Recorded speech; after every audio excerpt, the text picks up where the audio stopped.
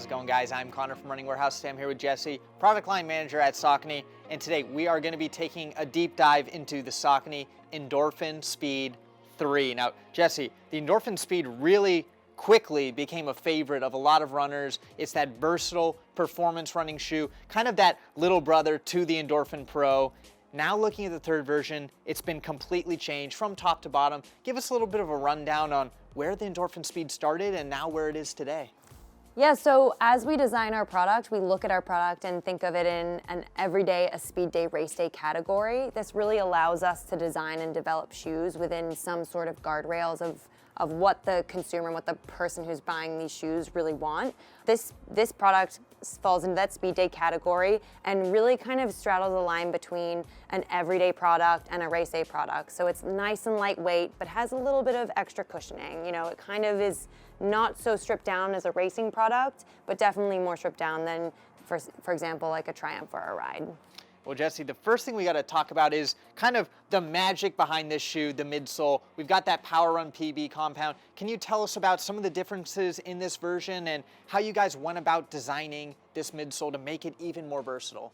So the Power Run PB foam that we have here is extremely energy efficient and is very responsive. So what that's going to do is really everything that you're putting into this shoe and into this foam, you're going to get back. We know that this foam is something that people really enjoy running in, and we just continued with that experience. We wanted to make sure that this experience is pretty similar, the underfoot experience is similar to what you see in the 1 and the 2.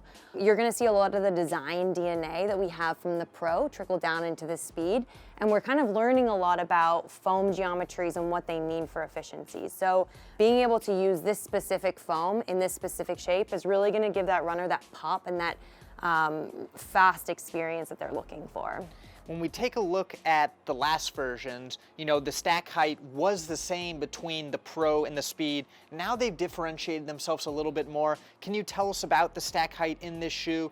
And is it going to have a very similar feel to that last Speed? So the stack heights are going to be the same as what you see in the 1 and the 2, but we have had a lot of learnings from the testing we've done on the Pro 2 and the Pro 3 and the Speed 1 and 2, and we've learned that those stack heights really work for that speed day category. So that person might not be turning over at race day speed, but they definitely need a little bit more pop underfoot.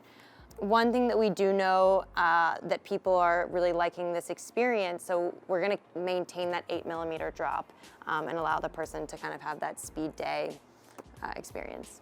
Now the Power Run PB foam is just one part of this shoe that kind of gives it that pop, but the Power Run PB is going to work with a plate. Can you tell us about the plate in this shoe and how it might be different from that last version? Because, you know, we have the carbon fiber plate in the Pro, then we had the nylon plate in the Speed and the Speed 2.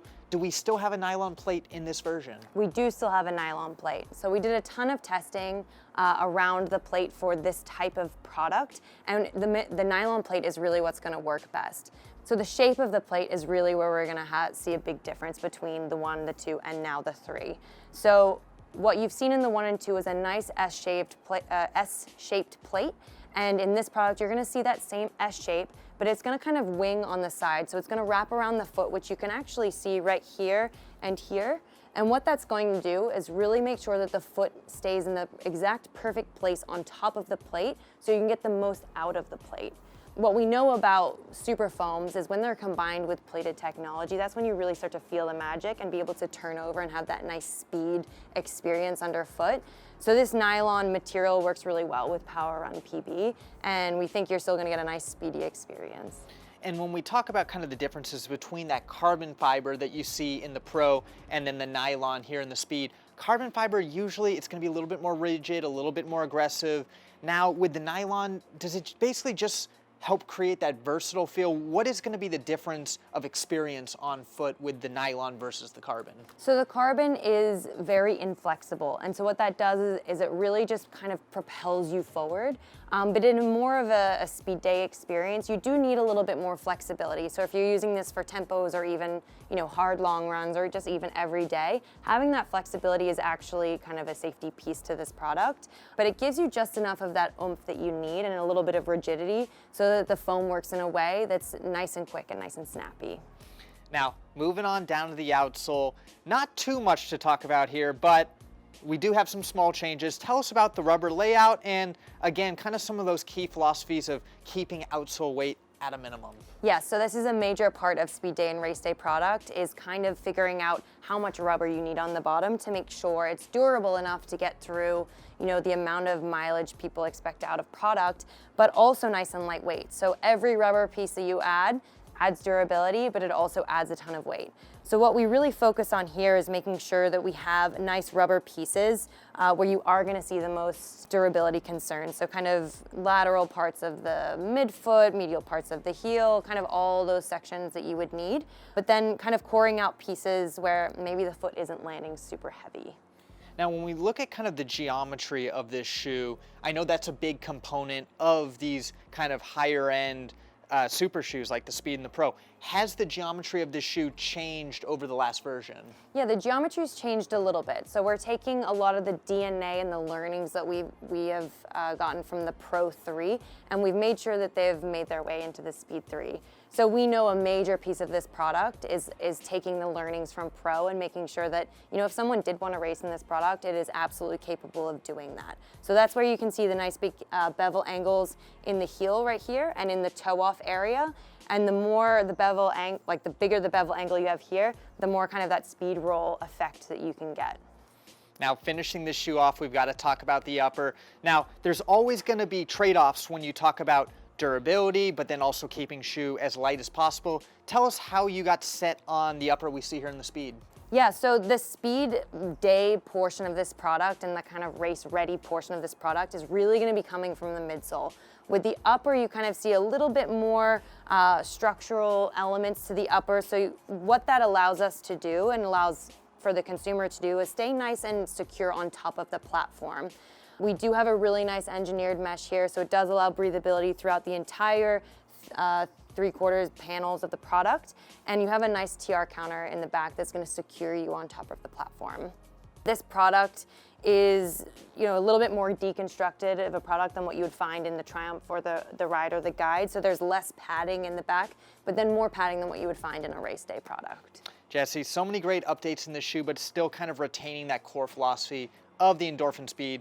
Final question I have for you is, who do you think this shoe is going to be for? With some of these changes, do you still see it kind of being that performance day kind of workout version of the Endorphin Pro? Yeah, so it's still slotted in that section. So someone who maybe they're looking for a secondary product in their line. They're saying, I have my everyday product, I'm looking for something faster, or maybe I have a bunch of shoes in my line, I'm looking for something for workout days. That's still, the shoe is going to be a perfect product for that space. The couple tweaks we've made, like widening out a little bit on underfoot and adding that winged component to the plate that we have, will also allow it to kind of be for someone who maybe just wants to, you know, run a little bit more up tempo in their everyday life.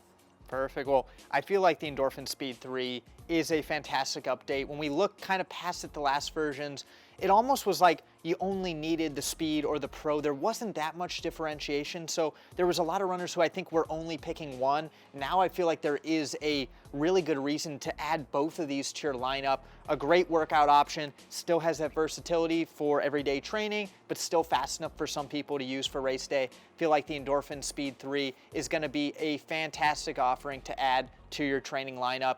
If you're looking to get this shoe on your feet, it's available now. You can find it here at Running Warehouse.